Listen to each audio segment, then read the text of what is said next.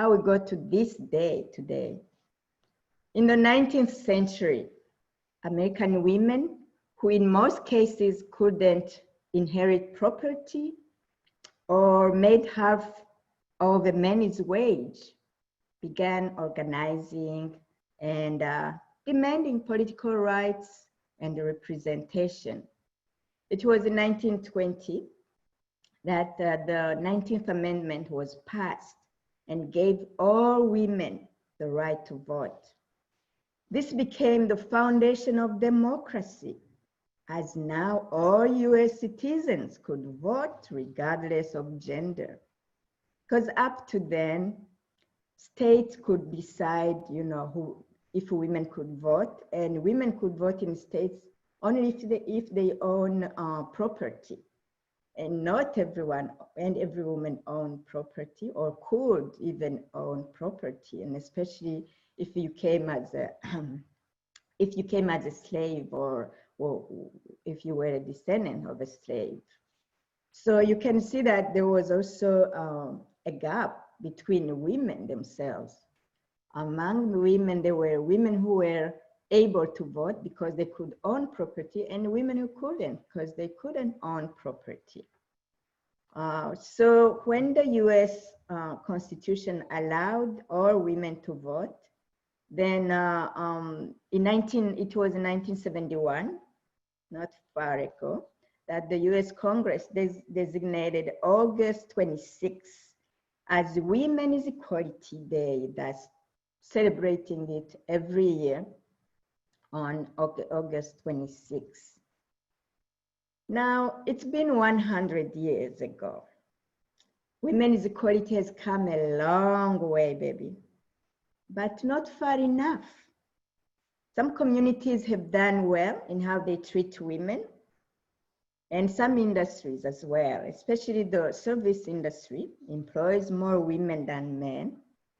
But in many industries and workplaces, women are still struggling to break that glass ceiling when it comes to career promotion and business success. So what can we do to support women in improving their representation? When women make up the half of the population in the world, and I think in the United States, it's probably around 51%.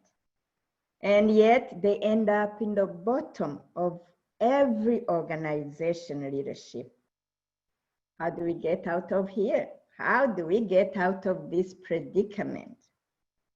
Number one, by changing the culture that disempowers women and giving women a place at the deciding table. My experiences from working with men and women are that men and women are different. And that's a good thing. Sometimes people think it's not, but it's good that women and men are different. Women are often said that we lead from emotions and men lead from logic. Women want to know how it feels before they make the decision, and men want to fix things.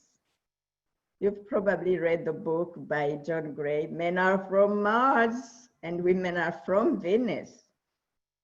Men and women are different in how they act, how they communicate, how they learn, how they lead. They're simply different. And that's exactly what we need. And that's what we need, why we need women and men at all levels of leadership and in all industries. It's that complementarity that's needed to balance out the leadership styles between men and women. And with the right mix in the diversity, everyone in the society benefits. Number two, finding common ground between men and women. Understanding that the fight for men and for women's equality is not just a women's issue. No, it's a societal issue that women and men need to work on together because it affects the fabric of our society. Everything is interconnected. I don't care what the robots say. There are no men without women and no women without men, period. We need to have conversations that unite people and build better workplaces and communities. For that, we've got to go back to the basics of who we are, of our humanity, and reflect on our values and what we stand for. We're gonna have to stand for something, you know? Neutrality or neutral position is no longer accepted in society. You've got to stand for something. And we can't succeed in solving these societal problems if we work in silos or only work with those who look like us, pray like us, or adhere to the same political party. Women only cannot solve women's issues. No. Men and women must work together. Black people only cannot solve racial injustices. People of all racial backgrounds need to be involved and work together. We need to look at the commonalities among people of all genders and gender expressions and find a common purpose to work on together.